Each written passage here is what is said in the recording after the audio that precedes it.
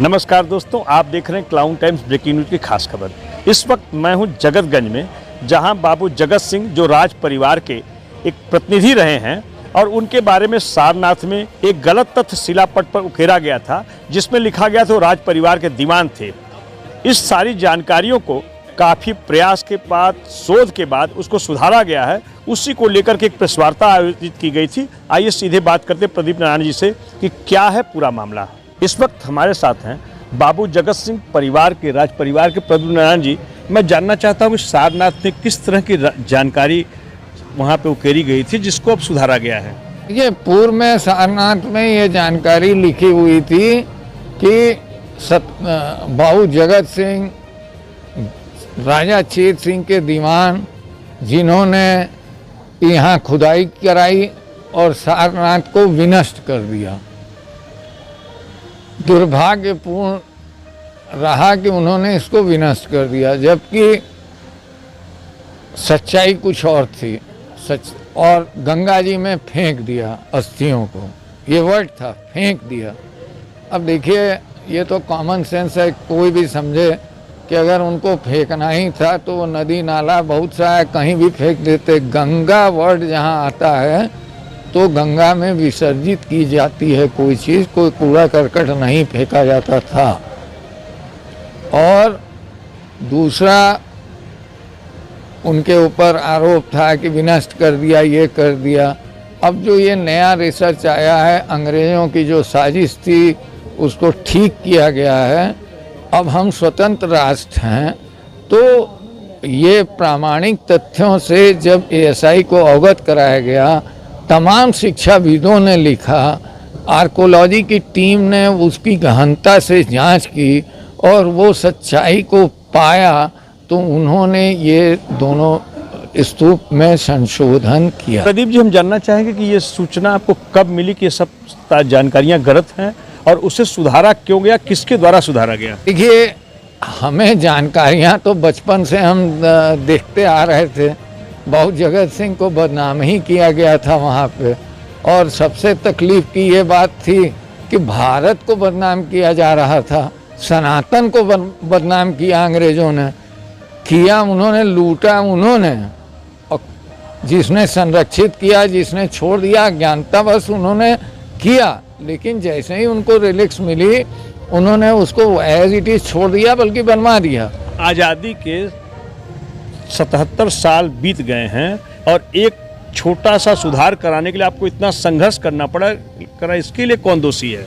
नहीं, इसके लिए किसी को मैं दोषी नहीं मानता हूँ।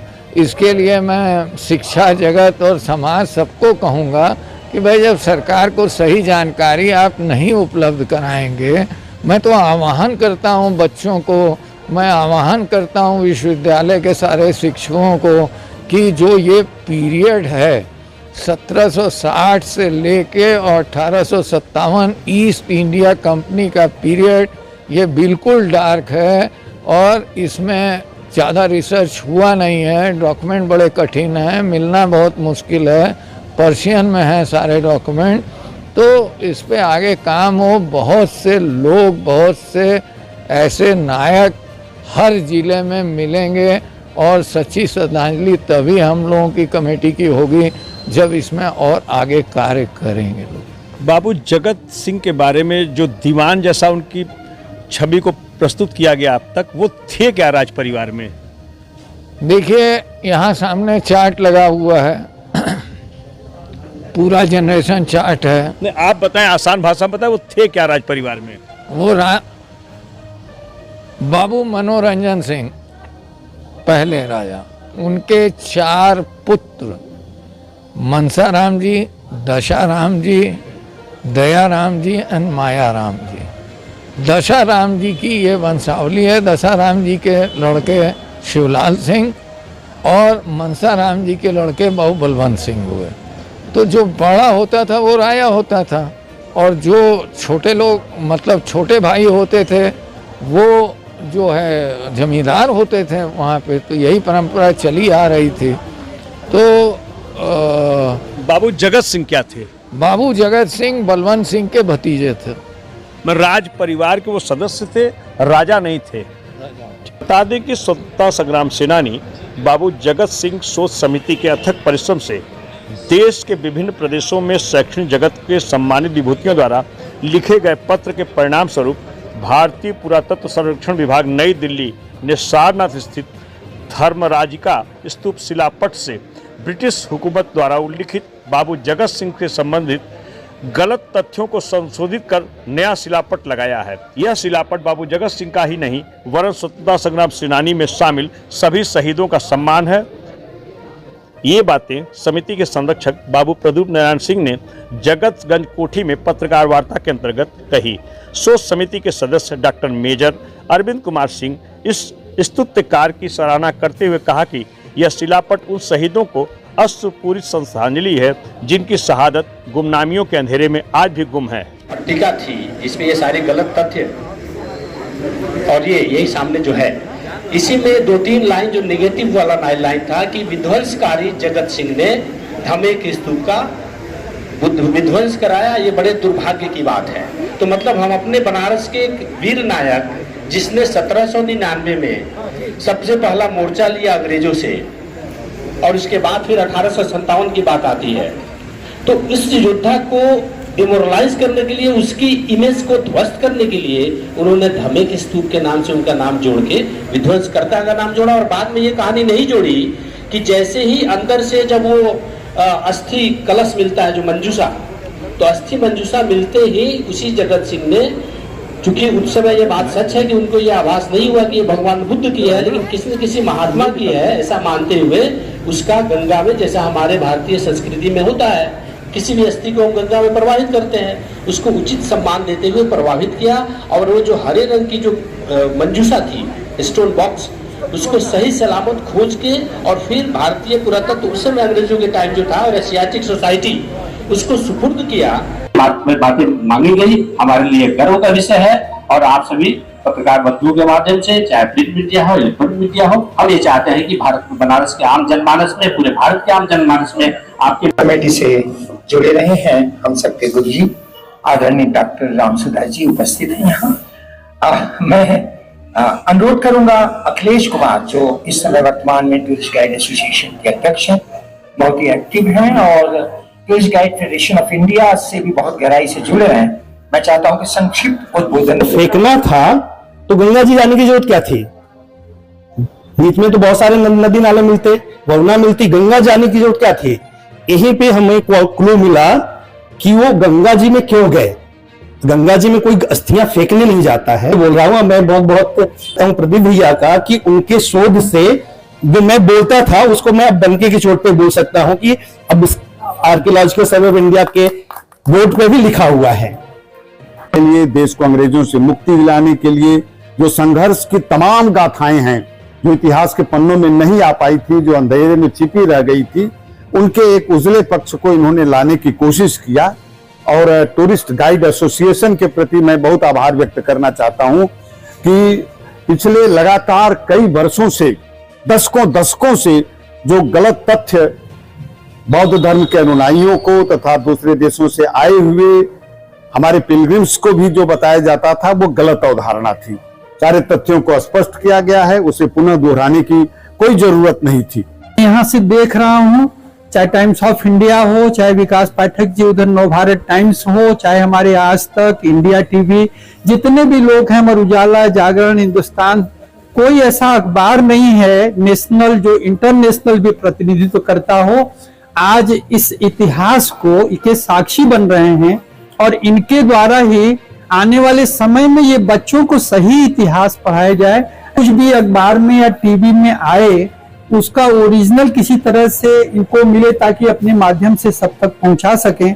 तो हम निवेदन करेंगे, रविंद्र जी और समी जी हैं, वो आप जैसा बताएंगे, जिस तरह से जो जहां ये दिखाया जाएगा और जहां भी ये छपेगा वो उपलब्ध होगा, तो उसको संग्रहित करके हम लोग भी पाठ्य पुस्तकों में जहां जैसे भेजना होगा बाबू प्रदीप नारायण सिंह जी भेजेंगे। इस अवसर पर समिति के संरक्षक प्रदीप नारायण सिंह ने पुरातत्व सर्वेक्षण विभाग नई दिल्ली तथा देश के धर्माचार्य, इतिहासकारों, विद्वज्जनों, समाज सेवियों सभी का धन्यवाद किया।